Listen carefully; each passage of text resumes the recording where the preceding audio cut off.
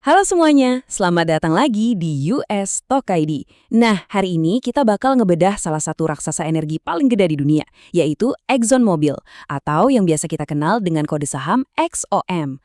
Kalian pasti merhatiin kan pergerakan harganya belakangan ini?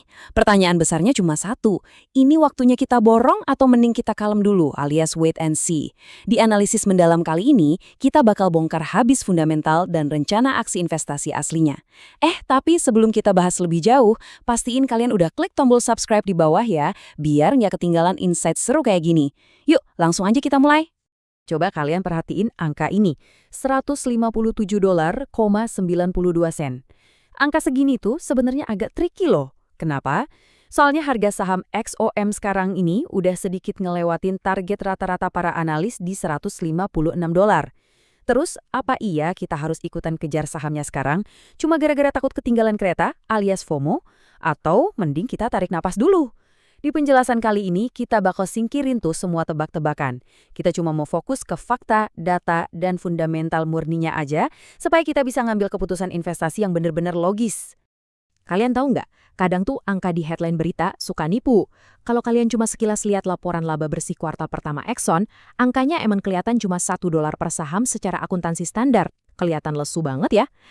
Tunggu dulu. Ternyata angka itu tuh keganggu sama yang namanya timing effects. Ibaratnya cuma ada pergeseran waktu pencatatan di pembukuan yang sifatnya sementara banget. Nah, kalau efek sementara ini kita singkirin, realitasnya bikin geleng-geleng kepala.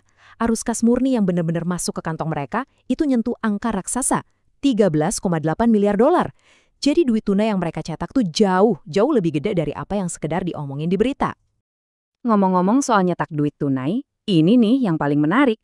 Exxon itu punya rencana buyback atau pembelian kembali saham mereka sendiri dengan nilai fantastis, $20 miliar. Gila kan? Ini bukan cuma buat pamer duit loh. Logikanya gini, kalau perusahaan beli sahamnya sendiri, otomatis jumlah saham yang beredar di luar sana jadi makin sedikit. Ujung-ujungnya, nilai saham yang lagi kalian pegang sekarang bakal makin naik. Belum lagi ditambah dividen rutin $1,03 per saham dan tumpukan kas mereka yang tebal banget. Kombinasi ini tuh ibarat ngebangun lantai beton buat harga sahamnya.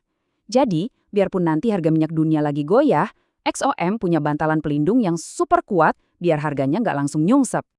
Terus, dari mana sih datangnya duit sebanyak itu? Ini dia rahasianya. Model bisnis Exxon itu luar biasa tangguh. Coba deh kalian bayangin, perusahaan ini kayak mesin mobil V4 yang punya 4 silinder penggerak.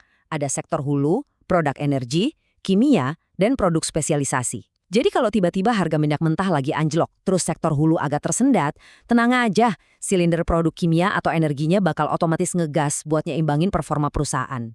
Make sense kan? Di kuartal pertama aja mereka berhasil produksi 4,6 juta barel per hari. Belum lagi proyek raksasa mereka di Guyana yang baru cetak rekor lebih dari 900.000 barel per hari dan fasilitas Golden Pass LNG yang udah mulai jalan. Tapi yang paling keren menurut saya, mereka tetap disiplin dan gak boros soal pengeluaran modal di kisaran 27–29 miliar dolar. Mereka bertumbuh kencang secara fisik tapi tetap super efisien. Oke, sekarang kita agak zoom out dikit buat ngintip faktor makronya, khususnya pergerakan harga minyak dunia. Jujur aja, nebak harga minyak itu udah kayak nebak cuaca. Berdasarkan proyeksi IAE, cuaca di kuartal kedua ini diprediksi bakal panas terik banget dengan harga bisa nyentuh $106 per barel karena stok global yang lagi menipis. Tapi siap-siap aja ganti musim ya. Menjelang akhir tahun sampai awal tahun depan, suhunya diproyeksi bakal mulai adem dan pelan-pelan normal lagi ke level $79 seiring berjalannya stabilisasi suplai di pasar. Nah, ini peringatan penting buat kita semua. Jangan pernah, bener-bener jangan pernah bikin strategi investasi jangka panjang kalian cuma modal ngiler ngelihat lonjakan harga sesaat yang lagi panas-panasnya. Nah, pertanyaan selanjutnya, kira-kira saham XOM ini bakal lari kemana dalam 12 bulan ke depan? Daripada cuma nebak pakai insting, mending kita lihat probabilitas datanya aja. Kita punya 3 skenario nih. Skenario paling buruk atau bearish punya peluang 30% buat bawa harga turun ke $140.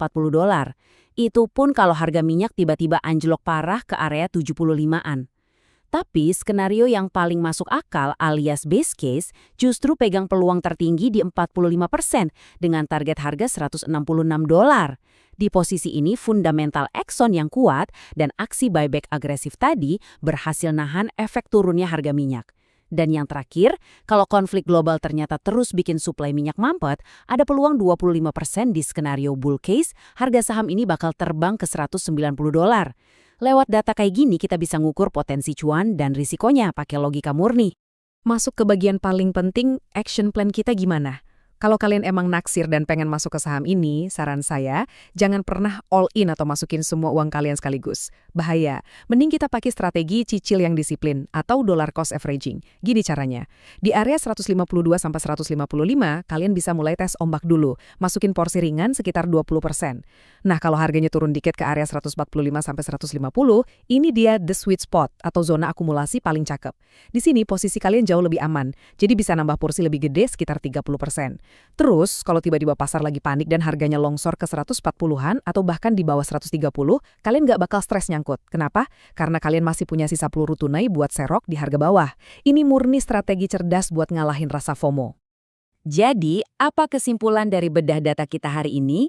Buat ExxonMobil, keputusannya udah sangat jelas. Tahan atau akumulasi saat lagi koreksi.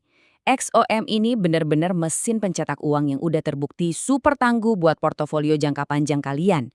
Tapi kalau kalian maksa ngejar harga di pucuk sekarang ini, itu bukan langkah yang bijak. Biarin aja pasar napas dulu sebentar, manfaatin kalau ada diskon, dan eksekusi rencana cicil kalian tadi dengan sangat disiplin. Oke, makasih banyak ya udah nemenin saya ngebedah saham hari ini. Jangan lupa buat klik tombol subscribe ke US Stock ID biar kalian terus ke-update sama panduan investasi logis berikutnya. Nah, sebelum saya pamit, saya ada satu pertanyaan buat kalian. Kira-kira, kalian bakal sabar nunggu harga diskon buat raksasa minyak ini? Atau kalian justru udah punya incaran saham energi lain yang jauh lebih seksi buat dipegang? Coba dipikirin dan sampai jumpa di analisis kita selanjutnya.